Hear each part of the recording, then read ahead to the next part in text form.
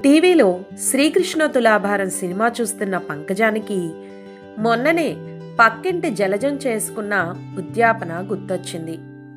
ఆ సినిమాలో పతిదానం చేయమని నారదుల వారు సత్యభామాదేవికి సెలవిచ్చినట్టు ఈ 16 పనుల నోములోనూ ఇంచుమించు అలాంటి నిబంధనలు, ఉద్యాపనలు ఉన్నాయి.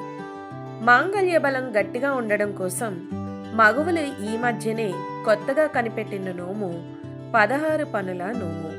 ఈ నోము ఫలితాలు ఎంతో ప్రాచుర్యం చెందాయేమో మధ్య కైలాస్ కాంప్లెక్స్ ముత్తైదువుల నోట్లో దాని పేరే నానుతోంది. ఆ అపార్ట్మెంటులో ఆడవాళ్ళందరూ ఈ నోముని ఎడాపెడా పట్టేస్తున్నారు. పంకజం బుర్రలో వెంటనే ఓ మెరుపు మెరిసింది.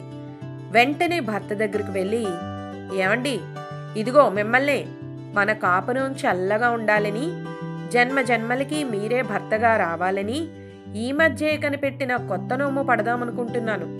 మీరు ఓ చెయ్యి వేశారంటే ఇట్టే అయిపోతుంది. నా మాట మీరు కాదనరని నాకు తెలుసు అనుకోండి. అయినా మీకు ముందుగా చెప్పకుండా నేను ఏ పనైనా చేస్తానా? మంగళసూత్రాలను కళ్ళకద్దుకుంటూ గోముగా అంది.